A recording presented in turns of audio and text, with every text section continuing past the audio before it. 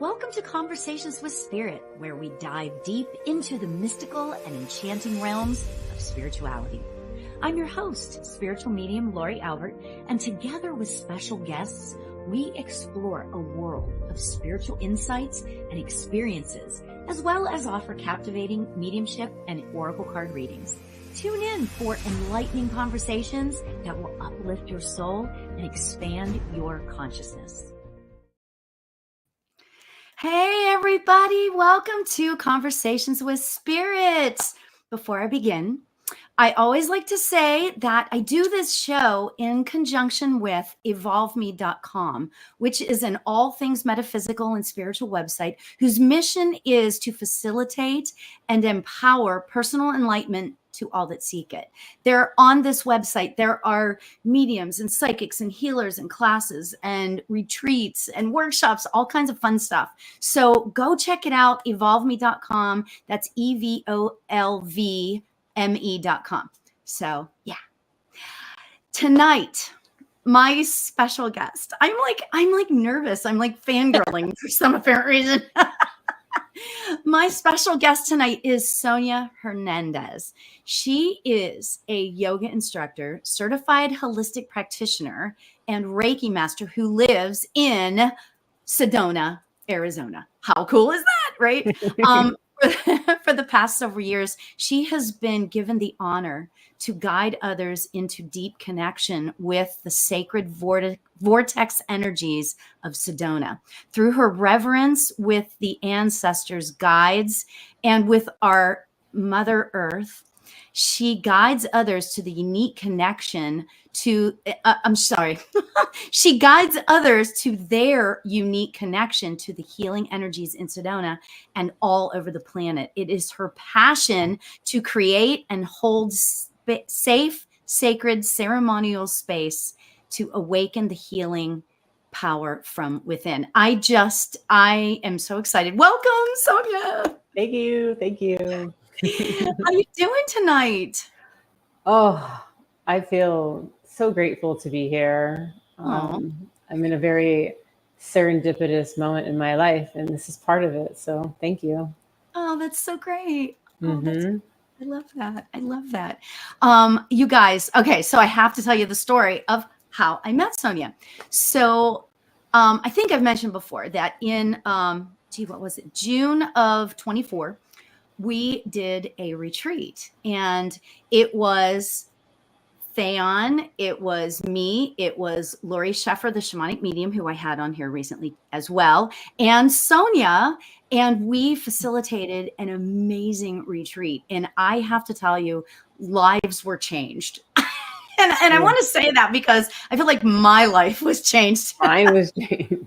And it was so interesting because I didn't know you. Like we had met a few times or whatever. And it's like, as soon as I met you instantly, it was like this beautiful connection. And I'm so honored to call you my friend. So Likewise. Thanks for being here. Yeah. Thanks for being here.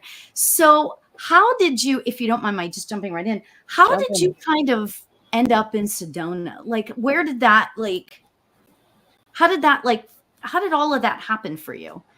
So I'm from Arizona. I grew up all over the state, from about an hour north of the Mexico border all the way up to the Navajo reservation in the northeastern corner and everywhere in between. And so as a little girl, Sedona would be in my summers with my father and my stepmother, who's Dene, who's Navajo.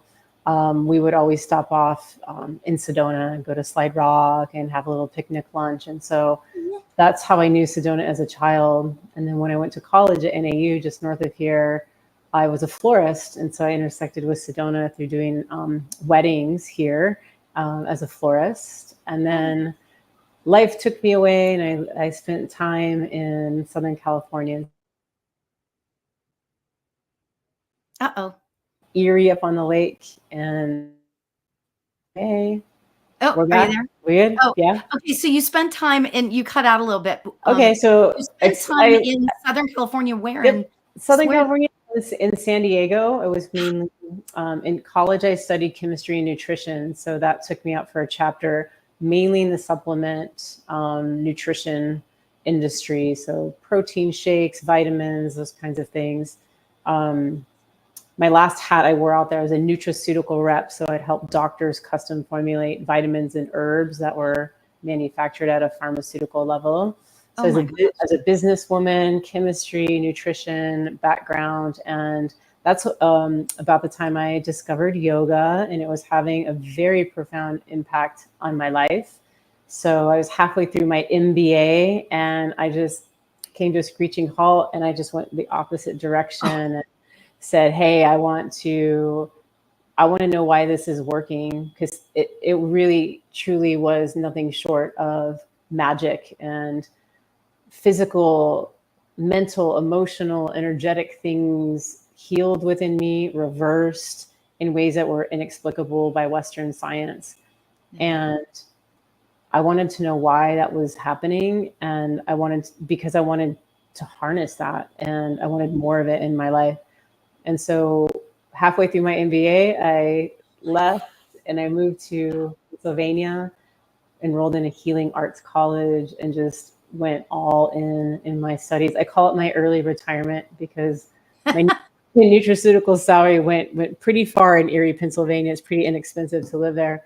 And so I snowboarded by day and studied by night. Oh my gosh, that's awesome. I became now a teacher of teachers. So now I certify others to teach yoga and meditation, breath work, and Ayurveda. And also Reiki Master in a couple of different lineages. So energy, yoga, holistic health. I became a holistic practitioner at that time, alongside as becoming a yoga instructor. So I really blended those two worlds together unintentionally. I didn't know that's what I was doing, but that is exactly what I was doing. And so my life drastically shifted into, not to say that I wasn't living mindfully from a place of wellness, but I didn't understand what a holistic model. I had a Western education that said it's all in the chemistry, learn the chemistry of the body and then you can fix anything from chemistry. But what I learned is the physical body is just 1/5 of who we are. It's just one dimension. And so 1/5 is not very much, but we're conditioned in our culture to pay attention to that only and dismiss the other aspects of our being, like our emotional bodies, or mental bodies, our energy bodies, our intuitive bodies, as well as our spirit bodies, all equal aspects of ourselves. So to me, that holistic model became not just something to think about and understand, but I really learned how to observe myself in all of those areas neutrally, and then just see where the energy needed to shift, where there might be too much in one area or not enough in another. And so that's what I mean by a lifestyle was created. Yeah. Wow. That's amazing. And it just, it makes it's so amazing to me, because it's like, you may not have realized where you would end up now, but when you were in chemistry and doing all that, it's like, oh, now you look back and you think it makes complete sense, Yeah. Spirit has plans for us all, I mean, it's like Spirit does have plans. And to finish answering your question about how I got back to Sedona, that's right. I came out here in 2013, and at the time I was a holistic operations manager of a mental health nonprofit, and I ran a 5-acre community campus with art studios and gardens and yoga studios, and we partnered with Bhutanese refugees and co-wrote grants with senators. It was a very beautiful, beautiful chapter in my life, using art, the healing arts, and a holistic wellness model as a way to recover from mental illness. And that was my role I was playing at the time. But I came out here to visit my dad. He wanted to do a hot air balloon ride. It was like a bucket list for him. So we're up in this hot air balloon. I remember it very, very vividly. It was in February of 2013, and it was a super moon. And you go out right at dawn. So the super moon was super bright. And it was probably like, honestly, like 20 or 30 degrees. It was really cold. Oh my gosh. And we're out there under the sky, under the stars, and the balloon is, they're firing it up, and it is so bright. And just as we got into the basket and started floating up, the moon set over the mountains, and before the sun came up, there was this like brief moment of all the stars came out. Oh my All God. the stars came out, like the Milky Way. You could taste it in your throat. And I was like, oh, and it was this real magical, because you're in the heat of the balloon now, and you're like rising up. And then just then, as we were rising, the sun came out and the stars faded and the sunrise happened. And in that magical moment, Sedona spoke to me, and I was like, I'll see you soon. Like, you're going to live here. And I was like, oh. Do you see what I'm doing? Like, you see what's going on in Pennsylvania, that couldn't be more separate worlds from each other. And I also had some conditioning in me at the time. I'm never moving back to Arizona. I already know Arizona. The whole world is my oyster. That's regression. That's like a regression to like move back kind of thing. So I kind of resisted that. And then Spirit was so clear, like Sedona was so clear. Yeah. And it wasn't like a convincing or an argument. It was like, no, just this is the truth of your life. It's not now, but it will happen in the not too distant future. And I was like, well, I guess if I did come back to Arizona, this would be the place, because I could just intuit in that moment. I just intuit the magic of it. And it was an intuition, because I don't know if I considered Sedona as like, as a spiritual place. I consider it as a very beautiful nature place, because I knew it as a child, swimming in the river, and then as a young woman through the lens of a florist. But there was a certainty there, and I didn't totally enjoy it, because I was like really attached to the life I was living back east. But that was 2013. So that was over a decade ago. And I've been here. COVID, the short answer is COVID really allowed me to untether from the East Coast. As a teacher of teachers pre-COVID, the rule was to teach in person, to be certified, and they lifted that concept during COVID. And so I put my teacher training online and reestablished myself here in Sedona, back closer to family and magic of the earth. Oh my gosh. Yeah. That is amazing. Oh my gosh. And now, I didn't know you obviously before then, but I feel like that you are, this is going to sound a really strange way to say this, but like, I feel like that you are like satisfied in your life, like in terms of where you are, maybe not with where you want to go, but like with where you are right now. It feels like that you are part of Sedona. That's the feeling that I got from the minute I met you. I agree with you. Really? 100%. I do. I feel that. There. I feel deeply connected to this place on our earth. And I feel like there's a very respectful and honorable love affair between me and this space on the planet. Yeah. And it's very evident, very evident. So I want to tell you, we have a whole bunch of people that I want to tell. First of all, we've got, I believe Brenda is here. She's on my Instagram. Oh, right. What's up, Brenda? Brenda. Brenda was at our retreat. It was so much fun. Oh my gosh. So amazing. And we've got Jay Perez. We've got Tink and Autumn. And Brenda says hi. And Jeffrey, hi Jeffrey, and Eric, my old friend, dear friend Eric, and Bax is here, and that might be Theon. I'm not sure. Oh, is Theon here? Oh, right. That might be it's a party. Yeah, I know it's a party for us, right? But you know what? It's so cool. I really appreciate you being here, because I've been wanting to talk to. It's so funny, because whenever I decided to do this show, podcast, whatever you want to call it, I wanted to talk about a whole bunch of different areas of spirituality, right? And I wanted to get into all of the different aspects to it, like things that people may not be aware of, right? And in your in your bio, you talk about how you're a holistic practitioner, but when you were chatting, you mentioned Ayurveda. And I really want to ask you about that. How did you I mean, it's perfect. Like, I don't know why I didn't think of that. I should have asked you about that. Like when I first met you, because it's a complete, it makes total sense for you to be involved in Ayurveda. And can you explain what Ayurvedic medicine is to the world here? Hi, Jackie.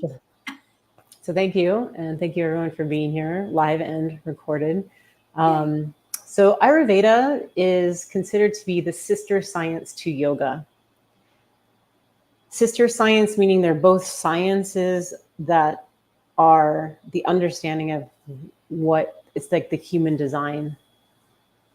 If you were to study and become a doctor of medicine in India, you become a doctor of Ayurvedic medicine. Just like we have MDs, like medical doctors, and we have a certain way of understanding medicine. Same in China. Like if you were to become a doctor in China, you're a doctor of Chinese medicine. So Ayurveda is the doctor side or the medicinal side of yoga, and they're meant to be intertwined and used together. Ayurveda translates. I did not know that. That's So like, and then if you just look at yoga, what we think oftentimes in the West is you got to be bendy and stretchy and flexible. That's like 1.001% of yoga, to be bendy and flexy. The full package. Yeah. So yoga means union. And there's 8 petals to the same flower of the union or the unity. That's you. One of those petals is asana, or what means comfortable seat. And that's what we understand as the West to be yoga, is like the exercisey physical shapes of the body. But asana means comfortable seat, which means the physical part of yoga, which is 1/8, is just to make your body comfortable so you can sit in silence and observe. Right. And so Ayurveda is meant to go with all 8 petals of that yoga flower, and they dance in rhythm together. And so Ayurveda means the science of life. It understands not just the human design. Yoga is very much about the human, and Ayurveda is the science of all of life. And they dance in rhythm. So it's understanding the rhythms of life and understanding. So yoga is understanding the rhythms in you. Ayurveda is out here, and Ayurveda shows you how to pulse and merge and flow with the rhythms of life. So an example of that would be the seasons. So right now we're in summer, which means we got a lot of fire. So we would look during summertime, where does fire show up in your life? Fire shows up as inflammation in the body. Fire shows up as like loose stools in your digestion. Fire can be the mind's really fiery, and it's firing. Your eyes are going this way, and squirrel over there. It's fire, fire, fire. Like you're I'm just the like queen of squirrel. Yeah. And so what we would say is it would be common to have fire, maybe excess, because we're in the season of fire. Like it's hot out, it's sunny longer. So how can we work with that to our advantage? Like, how can we harness fire in a way that it is in balance for us? So if we have too much fire, which is common because the fire of the sky or the fire of the seasons coming to our fire. So we also want to say, well, it's common to have too much. So what are we doing to cool our fire? Like water, like where's the water element? Like what do you do with a campfire? To put it out? It's either water or earth, or you shovel earth on it. So where's earth in your life? Where's water in your life to bring down the fire so you can balance and harness it right now? Like fire imbalance is farming, because you're out there and you're working and you need to work the farm and grow the food, but you're harnessing the fire of the season to help propel you forward to do that. Wow. This is so to like slow down, come in, introspect during the winter, because you're moving with the rhythm. Like you're capturing that wave, and you're seeing lifestyle choices. This is why it's a holistic lifestyle. Ayurveda is like, what lifestyle choices are we making that are contributing to an imbalance, right? Right. Yeah. And so we get empowered by that because we can see it's not like we're not victims to the imbalances in our bodies. It's not like Western medicine is like, I have, and then we put in the blank. I have ADHD, I have arthritis, and we're like a victim to something we have. Right. Ayurveda is just like, oh, you have arthritis? That's just too much fire. That's unprocessed anger. So it's not like you have it for the... Inflammation is unprocessed anger. So anywhere we have inflammation in the body, so that's looking through the lenses of all those aspects of who we are. So again, the physical is only 1/5. Okay. So we would say, okay, I have this physical symptom, which is the last place an imbalance shows up. Spiritually, always first, then chronically, energetically, then somewhere mind and emotions. Our wisdom body is watching this all happen, whether we're conscious of it or not. And then the last place it manifests is the body. So when you look at the imbalance, it's not who you are or what you have. It would just be looking at it through the lens of elements and the lens of emotions. So then you would give energy or your prana to feeling some emotions that need to be felt so that you can feel better in your body, your physical body, your energy body, your mental, emotional body. So there's no brokenness. There's no brokenness in these lenses. It's just too much of one element, not enough another. Most of it is that our intellect or our mind or our attention is only paying attention to a very small portion of who we are. Usually in the West, it's physical. And we're like, oh, my knee hurts. I fell down the stairs. And then it's just physical to physical. And we dismiss the other 4/5 of who we are. Right. And we wonder why we're like confused and can't change things. But Ayurveda, like, you know, that's the holistic model. This is so amazing because you're saying, like, I'm just like, okay. So I don't know if you guys know, like there's so many thoughts going through my head right now. So I've got rheumatoid arthritis, and I have, as Soña knows, right? I have some trouble walking and stuff. However, I'm like thinking to myself, okay, so in terms of Ayurvedic, I don't know, which, do you call it medicine? I don't know if you call it medicine. So in terms of that, I would have some maybe unprocessed anger. It's quite likely. I'm sorry? For any type of arthritis, that would be an emotion to really give your attention to with gentleness and love. Oh, so of course. So like in the Yoga Sutras, it says there's all these things. There's 8 petals. There's all these things to pay attention to. Like, where do I start? What's the most efficient way to do it? And the answer to that inquiry is ahimsa first. And ahimsa is the practice of compassion and gentleness and acceptance. So we're accepting aspects of ourselves we most likely have been unaware of, or maybe denying, whether we're conscious of that denial or not. And so we are meeting deeper places within ourselves through the lens of love. Both in Chinese medicine and Ayurvedic medicine, any type of arthritis is unprocessed anger. That is so fascinating. Yeah. So we meet ourselves deeply, and then it goes away. But then, we have this concept in the West that, like, I have, and then our language says it, and then it locks it into our reality. Right. So if you say, I am a type A, I have arthritis, then that's going to be the reality, as long as you're stating that like a have and an I am. And that's very much the language of the West, the language of Ayurveda or Chinese medicine or many other ancient medicines and indigenous. There's no ownership and there's no identity. It's just energy, how it's moving and pulsing your body. And emotion is energy. And when we don't dispel that energy, it locks up in our joints. Yeah. Yeah. That is so fascinating because to me, really, it's so funny because I am a very spiritual person. I wouldn't say I've read the entire Yoga Sutras, but Let's just be honest, right? It's a huge book, you guys. It's like the one that I It's have. a lot. It's a It's lot. a lot, right? But I love all of that's about, right? And Mm-hmm. it's so interesting because I feel like, based on what you're saying, that I just got diagnosed a year ago, right? So I Mm-hmm. got that diagnosis, and it's like I have two sides to me. I've got the spiritual side and I've got the body side. And I've never thought about merging the two and looking at what is going on with me Mm-hmm.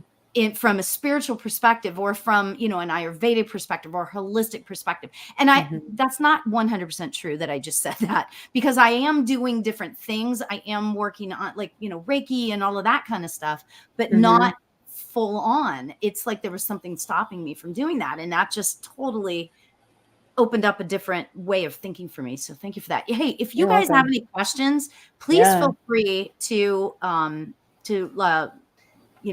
type them in. Boy, I'm talking. I'm glad you're doing most of the talking. Words are not coming out.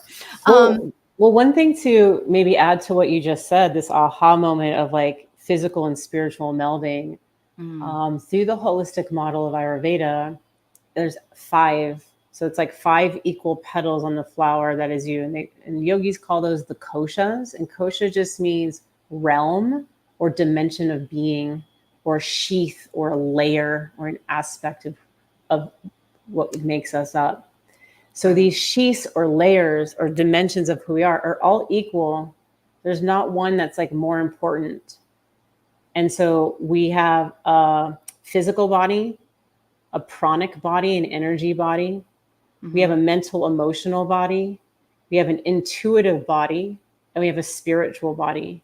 The spirit is like the higher self, capital S self, that aspect of us that's divine, infinite, pure peace, love, and joy. Right. The intuitive is what you do here on your show, is like all the clairaudience, clairvoyance, all those. And then the other pretty self-explanatory. And so the model is merging all of those together equally, equal aspects. So when we give our attention to something, we breathe our consciousness into our body, and then we feel it. And then we can breathe our consciousness into our energy. And then we can breathe our consciousness into observing the mind neutrally, with acceptance and love and care. Same thing with emotions, same things with our intuition, and same with our spirit. So then we infuse our breath, our prana, our consciousness equally in all aspects. And we're doing it equal, we're going to be at a pretty good state of balance.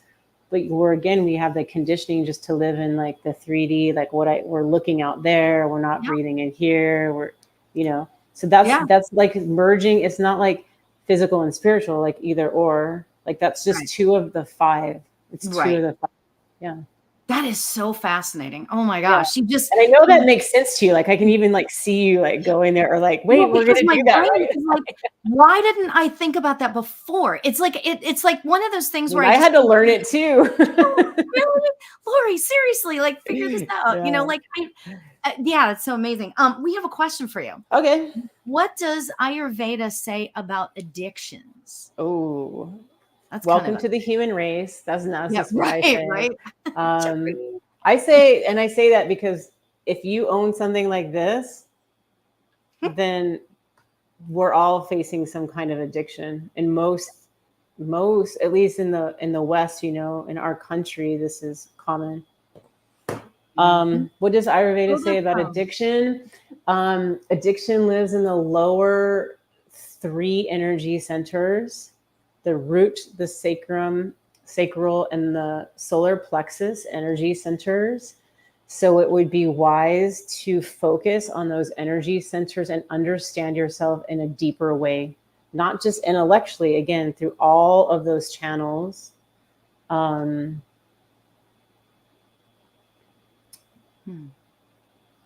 The root cause of addiction is suffering. So we want to, through the lens of the lower 3 energy centers, look at ourselves through those divine portals to meet those wounds with love. beautiful. Yeah. Wow. Wow. And Jeffrey says it's so much more than physical. Absolutely. Yeah. The physical is the last place the imbalance is. It's gone through all the other layers or sheaths. Like we get those little pings, those little messages. Our body, the consciousness in our body is telling us all the time, but we've learned to dismiss or ignore or not even understand that it's important or highly intelligent. Yeah. And we don't typically start listening to our body until there's what we identify as pain Right. or addiction, like real like harsh things. But the imbalances have been, and again, not broken, it's just imbalance. It's at the root of everything is just to meet ourselves, our emotions, our feelings, our sensations with present conscious breath and love and love. And love. Yeah. I love that. Oh my gosh. So that's that would be considered the holistic way of looking at addiction or arthritis or whatever. Is that, am I saying that correctly? Or am I saying, I know what, I feel like I'm saying that wrong. No, I mean, a holistic way, holistic just means whole. And there's many holistic models. Like right now we're talking about Ayurveda. If you go to SAMHSA and mental health, they have a couple extra pie pieces. Yoga has the 5. They all overlay. They're all pretty much saying the same thing. So if you say holistic, just understand that it's a very general and broad term. But typically what that is saying is that there's wholeness. That one holistic model means you're not broken. Right. You don't need fixed. Yeah. And it's just how energy shows up within you. So if you're a being of energy, which we in this world that we're in, we would say is divinity, is spirit. And so if we're subscribing to that, we're kind of already in a holistic model because it's all just presenting itself as beautiful and perfect. Even if we are like, that's painful, I don't like that, it's uncomfortable, it's still divinity expressing itself so that we can have a richer experience of ourselves, awakening to the God self that's in us. And that's through our emotions. And so we're meant to feel all the feelings.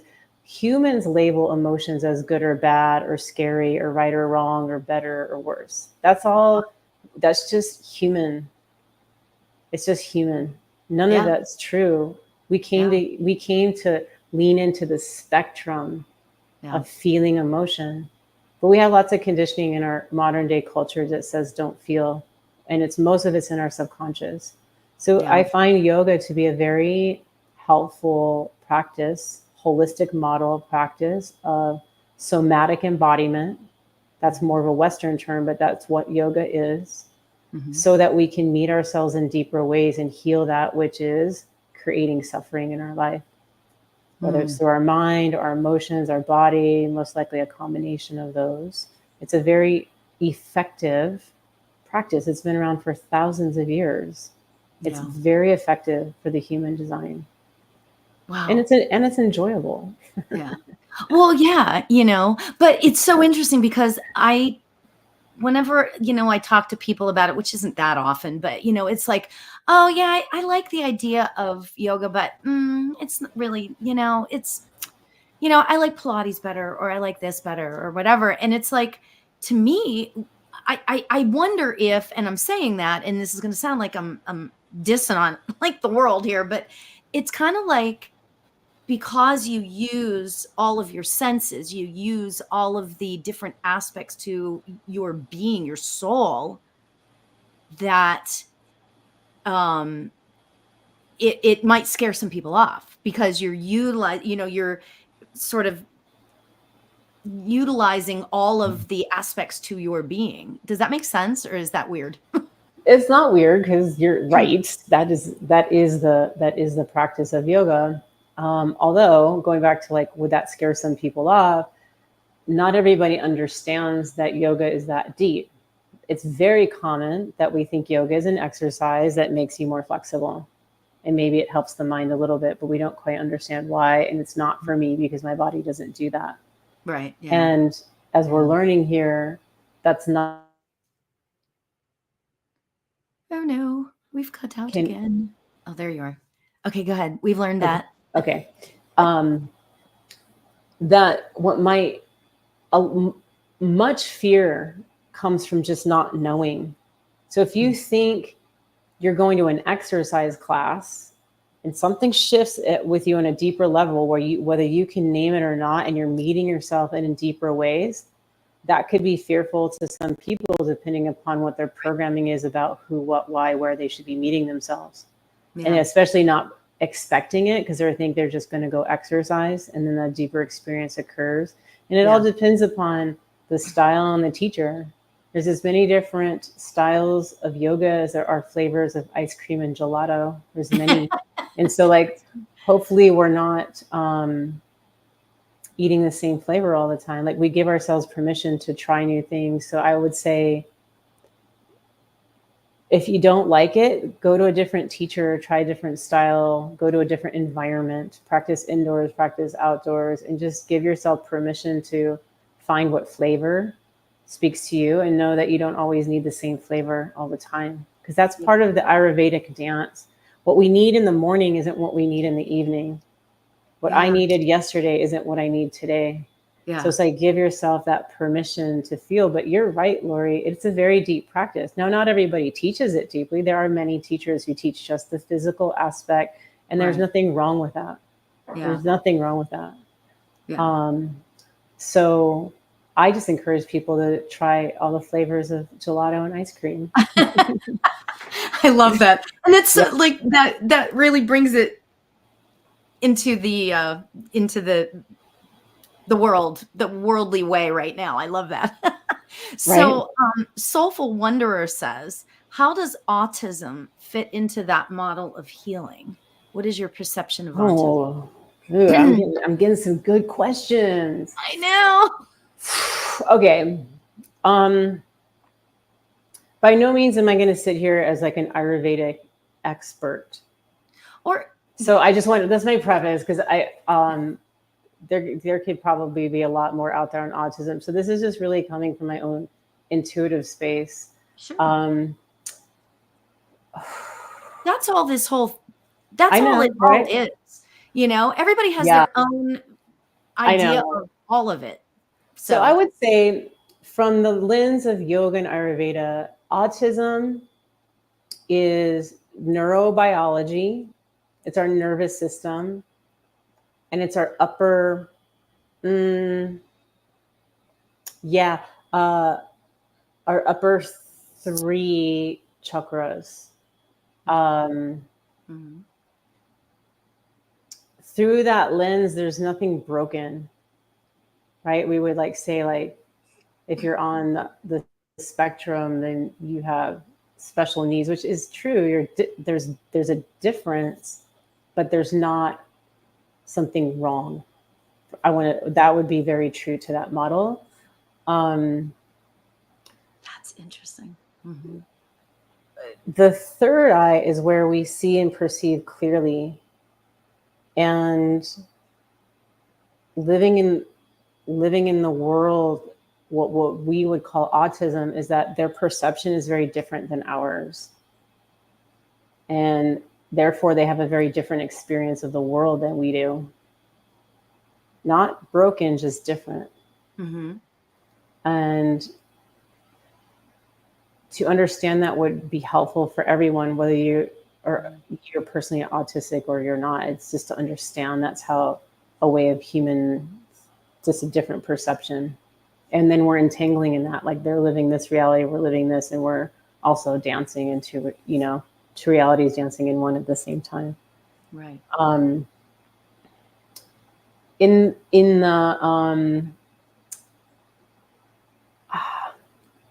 let's say if we're interacting with someone who's autistic, and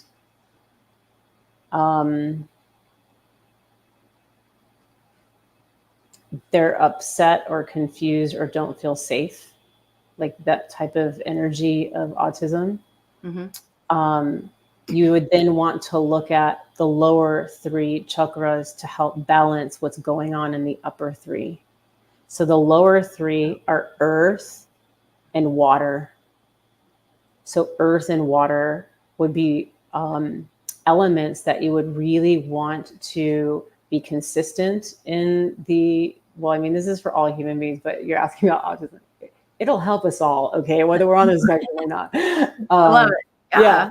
But earth and water, it's like, where are you getting outside, touching earth, touching the ground, touching a tree, house plants, drinking good healthy water. And that earth and water will bring down the up here is like space, air, and ether. Yeah.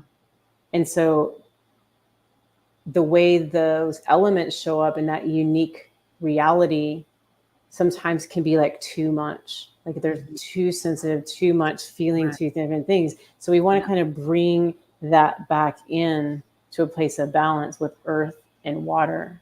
Now that's a very general statement. Well, what does that mean, earth and water? Like earth can be like, what brings you into your body to where you can be in your body in a safe way. And there's no have to, that can be gradual practices over many years that bring you to that space. That's also food and diet. So Ayurveda knows that we absorb through our digestive system and through our skin. So the earth element is like the food or like what's around us and absorbing into our skin. So Ayurveda would say we wouldn't put anything on our skin that we wouldn't personally swallow. Sure. So that makes us consider like, a lot of the products that we might use. And yes. And Ayurveda, there's no such thing as processed food. Like that's not part of an Ayurveda. Ayurvedic is very close to the earth. It's like cooked vegetables and fresh fruits and salads and very freshly made food from your own kitchen. All of those would apply to like bringing earth element into it. And water is like, where are you touching water? Where is water in your life? Where is it cleansing? Where is it purifying? So it'd be really focusing on those two elements to help balance maybe a little bit of the excess that's happening in this space, So those would be my like general intuitions on how Ayurveda would look at autism. Yeah. And Soulful Wonder. Oh my goodness. Soulful Wanderer says, thank you, Soña. That was beautiful and very enlightening. Oh, wonderful. Glad that was helpful. Yeah, because it's amazing. Like I can't stop thinking back to what you said a few minutes ago about balancing, and balancing the 3 upper chakras and then the 3 lower chakras meeting in the middle, obviously at the heart. And it's just fascinating to me because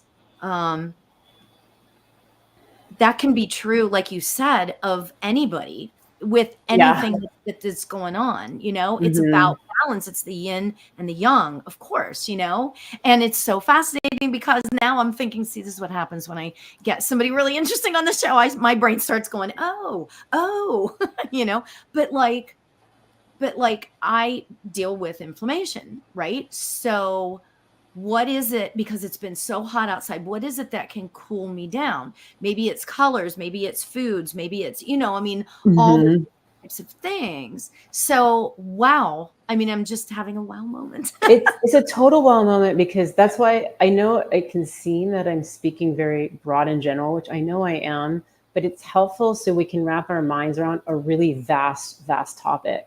And I also like to just not be like, here's the list of rules.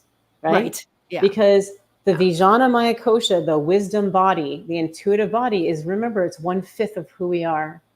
So if you give the energy or the essence and then let the Vijnana Maya Kosha be, like, you already jumped to colors. I didn't say colors, you did, but you're right. Like, wear blues, wear greens, wear like cooling colors, How does water show up in your life? Maybe you're painting water. Maybe you're taking baths at night. Like, maybe you have a creek you go to. So what's your water element? Maybe you listen to water when you wake up in the morning or go to bed at night. So there's many different ways that water, we can bless and pray into our water and then drink it into our body. And then like, watch the colors, like soothe the inflammation in our body. There's many ways that we can do it. And I personally, this is a personal opinion, if it comes from our Vijana Maya Kosha, it's going to be the medicine you need. So that's another component of Ayurveda or a holistic model, is nobody knows you better than you. Yeah. So it's to understand, like, how are these energies, how are these elements like dancing in the seasons of me, the cycles of me, the cycles of what's around me, and how can I maybe pull back some of the element where I might be adding to it. So for example, in Sedona, we have, well, I mean, we have this everywhere, but I'm going to use Arizona as an example. So right now it's July in Sedona, and it's in the high 90s, low 100s.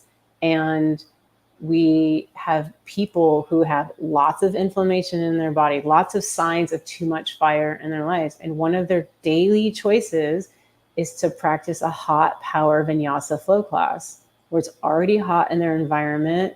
Oh my. And then I don't totally, I mean, no judgment on it, but I'm just saying that's, if you have signs of inflammation, that might be a practice you would be willing to maybe practice yoga that's not in a heated room, because you're adding more heat onto heat. Yeah. Or you're dousing your food with like hot sauce.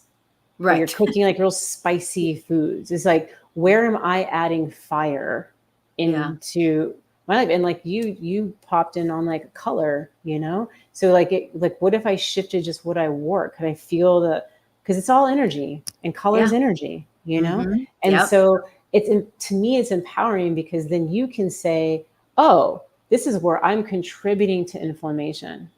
Maybe I just pull that back, and then maybe I add in a little bit what can be cooling, like cooling foods, cucumber, mint, watermelon, you know, and iced tea, you know, things that are like cooling all grow in the summertime, like tomatoes and basil and cucumber. Yeah. Maybe that's why salads have been being really good for me lately. Like I feel so much better. Like I know this is like, I'm giving away too much information on myself, but I've been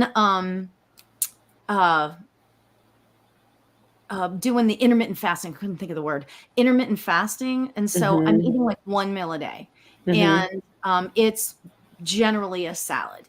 And when I do that, I feel good, but I can always tell, like, if, you know, like we're having a birthday tomorrow, my husband's birthday is tomorrow. Right. And so we're going out to dinner, and I know we're going to eat like heavier food. Let's just say it that way, right? We're going to eat heavier food. And so in my head, I have a choice. I can eat other types of stuff, but I can also, I like this other types of food, you know, sometimes I like the heavier stuff. So I'm wondering, and we'll see, like how I do with eating that tomorrow, and then how I feel the following day, because it always goes back to the next day. And it's like, well, we'll see, you know, but that's part of learning about your body, you know. And I love what you said. We need to like trust our own, well, you didn't say it just like this, but you know, like trusting our intuition. We know our bodies better than anybody else, better than any doctor. And my bestie is always teasing me. She's like, you know your body so well. She's like, I don't know my body like you know yours, you know, kind of thing. And I was like, well, I just pay attention, you know. I mean, I did a little bit of studying on holistic living and that sort of thing. I took some classes and that sort of thing, and I was really fascinated by it. And that's when, this is many years, this is like 20 years ago. And I remember starting to really understand my body, like what's happening and what foods do what to me, and that sort of thing. So this conversation it's like taking me to another level in terms of what my understanding is in this, you know? Yeah. I love this. I love this. And Ayurveda would say it's more important how you eat than what you eat. So like an example that I'll use that you just gave is, you know, you're feeling better with salads. Right. You're like, I'm probably going to have some steak and wine out of celebration, or like whatever, like, you know, is a heavier food for you. And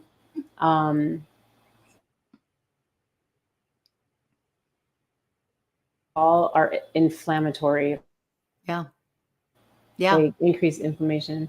And Yeah. so, but how you eat it, like, and I don't want to put words in your mouth, but I'm just going to use it as an example. It appeared as if you were kind of okay with that. You're like, I'm going to do salads during the week and I'm going to celebrate with my husband. And it's like, there's an acceptance around that. And there's like a love and there's not like, I'm going to cheat. There's just like, no, and I'm going to do this and I'm going to enjoy it. So that's what I mean by the how. Because if we're in this, like following a rule book of what we should and should not do, and it's coming from a place of, I got to fix myself, I got to lose weight, I'm a terrible person because blank, then whatever action comes after that, because again, it's just energy, you're just going to pack more of that shame and self-criticism in. But if you're like, I'm going to eat the chocolate cake and the medium rare steak and maybe have a glass of wine or two, and it's not my everyday, but it's my husband's birthday and I'm going not indulge, I'm going to love myself and love the food I eat, whatever it might be. That's what I mean by the how. That's far more powerful than the calories or the carb or whatever it is that you're using to measure your food. Is like, can you love yourself and love the life that you're eating, the life of the plants, the animals, whatever, and then let that light bless the human hands that planted the seed and all of their families who raised the food, who cooked it in the kitchen. And you just see that all that blessing from light, that will be better than any diet you ever follow for the rest of your life. Well, you know what? And it's so interesting because I've never been the type of person of like, I would follow diets, and we all do, right? Like you follow a diet for a while and then it's like, ugh, whatever, you know, but, and okay, I'm just going to go way off into the TMI world, but like I was doing Weight Watchers for a while. And the only reason I loved Weight Watchers was because I could eat what I wanted. I just had to count the points. And because I can't do this, you can't do this. I don't like absolutes. I've never liked absolutes, you know, like you can do this, you can't do that. You can do, you know, I've never liked that. So I love what you're saying. Yeah. You know, I mean, it takes the absolutes out because, you know, the philosophy of yoga and Ayurveda is that we're infinite beings or infinity, which means in any given moment, there's infinity options, which is, that's our intuition. That's our Vijnana Maya Kosha, our wisdom body. And so anytime there's an absolute in our lives, we've just given ourselves one option of infinity. We've limited our infinite nature to one. Always, never, can't, won't. I am blank. I have blank. That's just one option. So we can start. Exactly. We can start. So then this is throat. We can start to listen to our own language, so we can not correct and fix and change, but just to meet that programming with love. That's ahimsa. And then just watch, the language will shift itself. You don't have to try it. Just meet that aspect of you that's still in the subconscious with love. And then we'll start to shift. Then there's no such thing as a diet. It's just like you come in the present moment and you just listen. And then, like you said, your body's like, hey, salads feel better. And you're like, and tomorrow we're going to celebrate, you know? And then we give ourselves grace. We give ourselves well, and you know, Sonia, how much I love my wine, right? I do too. I like it. Like, am I going to have a steak and wine after this podcast? I don't know. Because you know what? There's a thing of like, see, now I look at it from and this is probably sort of holistic or Ayurvedic or whatever, but like, I think to myself, we are, you know, if we live by that whole place of we are spiritual beings having a human experience. Well, you know what? I'm human. I just like my wine, you know, I mean, what, you know, so what? So I'm going to give up wine just because I need to be more spiritual, you know? And that's why the way I do my mediumship, the way I do all of the things that I do, the manifestation and all of the stuff that I do spiritually, I do it in a different way, you know, like I'll be on other platforms and that sort of thing. And all the people will be like, okay, so let's like namaste and it's all beautiful. And that's great, you know, but for me, I want people to know that you can be spiritual and still have a good time. I can like rock out. As a matter of fact, you guys, when Soña first got on, I was rocking out the Van Halen, like rocking out the Van Halen. And I was like, oh, Soña's here. Oh my gosh, I got to turn this on. Because it's okay. Whatever floats your boat, like that's what gives you peace. And then ultimately, like, I feel like that when, you know, whenever you live your life, doing the things that you love, that's like that to me, that's ahimsa as well, right? It is. It's giving yourself permission. Right? It's giving yourself permission to do what you love, for sure. Yeah. And when you, with the lens of Ayurveda and yoga, and you're just looking at how energy is folding, it's not like you're depriving, like, do I have to give up my wine to be spiritual? Ayurveda and yoga would say absolutely not, because you are pure spirit and you're perfect and you're whole just as you are, whether you drink a glass of wine or not. I love that. But what it would say is, what if you just played, like, so going back to inflammation and alcohol creating inflammation, what if it wasn't like, don't do it because, like, it's a reframe of a rule book of what if I just omitted this for a couple of weeks and then saw how my body did it. And then add it back in, just like you already said it, like, I'm going to see how I feel after. And it's not to judge and it's not to hate. It's just to like honor whatever is making you feel good. And if you're saying a couple glasses of wine make me feel good, Ayurveda is like, you go, girl. Yeah. Like, love you. Because it's about loving ourselves with our choices. It really is. And so can you love yourself deeper and turn up Van Halen and pour a glass of wine and dance around the room? Look at her face. I know her a little bit. You know, she's like, yeah, let's do that. You know? Yeah, you've seen a little bit of that. Yeah. That's why we're friends. God. We've got a couple comments I have to read. So Jay Perez says, your authentic, oh my gosh, I can't speak. Your authentic self, but spiritually and compassionate. So I love that. That's exactly what it is, you know? And then my dear friend Eric, who has known me, oh my God, Eric, how long have we known each other? 40 years.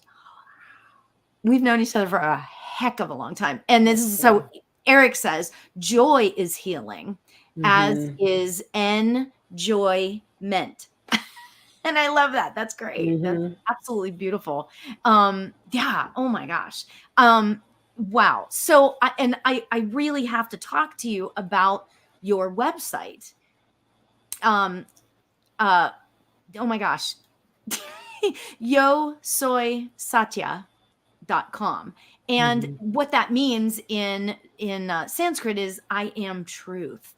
And oh my gosh, how you like did that. I mean, oh my gosh, that's just, I love that. Absolutely. So much.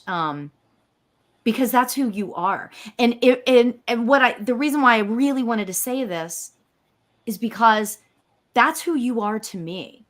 Oh. And I think that's why I feel such a gravitational pull to you, because you are truth. And you are my people.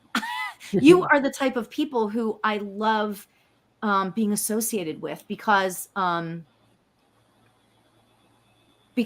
you understand the nature of what real truth is.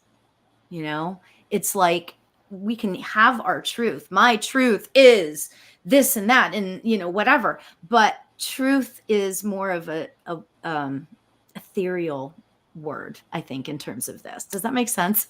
Yeah. Oh my gosh, I love it. So yeah, so you guys can reach Soña by going to Yo Soy. Oh my gosh, I can't remember the word. Satya. Oh my gosh. Yo Soy Satya. And it's on the, oh good, she just put it. Okay. So it's Yo Soy Satya. Yeah. So that's awesome. And I love that you did that. So do you have anything coming up, or do you have anything that's going on? I mean, people can go to that website and see what's going on. Do you do yoga online by any chance? I have my YouTube channel, which is 0 Point Rev is my YouTube channel. Oh, you gotta post that Yep, again. and you can look me up also by my name. I have lots of yoga practices. They're mostly 60 to 75, maybe some 90-minute practices. And what I have coming up is, so there's a festival called Yin on Fire, YIN, Yin on Fire. It's a 4-day festival from September 19th through September 22nd in Utah. I would say it is the most legit upcoming festival. And it's not just yoga, it's speakers from all different walks of healing and health and wellness, indigenous culture. So it's cross-cultural.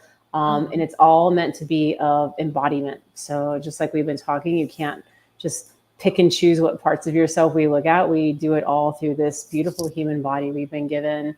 And I'll be a workshop presenter there, presenting an experience called Ritual to Rise.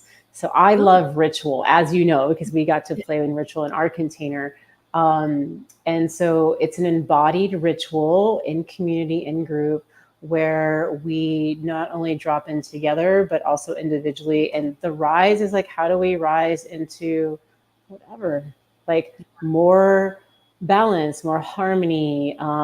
Ritual to rise can be your rising into courage to let something go, rising into more awareness. It's basically whatever is just right for you. We're rising into that most authentic, joyful version of ourselves through this 2-hour workshop. And it's to tee up my Ritual to Rise retreat in early 2025. So check out my website, and please just fill out a contact form. Like even just say like, hey, I saw you with Lauri. Introduce yourself. I would love to keep the conversation going. I love meeting people from all over. So thank you all for being here. Yeah. Thank you guys for being here. And if you're listening to this after the fact, she's going to be in, you said Idaho, right? Idaho. Utah. Yin on Where's Fire. Idaho from? It's kind of on its way up north. Oh my gosh. Utah in September. Sedona. Yep, this coming September, mid-September, and then Ritual to Rise retreat here early 2025 here in Sedona, Arizona. Oh, that's amazing. Ooh, I love that. Love that. Ooh, that's exciting. So, Soña, you're amazing. Thank you so much for Lauri. being here. I really appreciate you so much. And this hour was so interesting. And I hope you guys all learned as much as I did, because I mean, it's like, I know we as spiritual people know the buzzwords, right? We know the words, but what I love bringing to you all is a little bit more deep than that, like, and learning a little bit more than maybe you knew before about this, whatever aspect of spirituality. So I really appreciate this tonight. That was awesome, Soña. So thank you so much. You're welcome. I appreciate you too. And thank you everyone for being here tonight. It was my pleasure and joy to be here. Thank you. Yay. And until next time. Namaste. Bye. Bye-bye.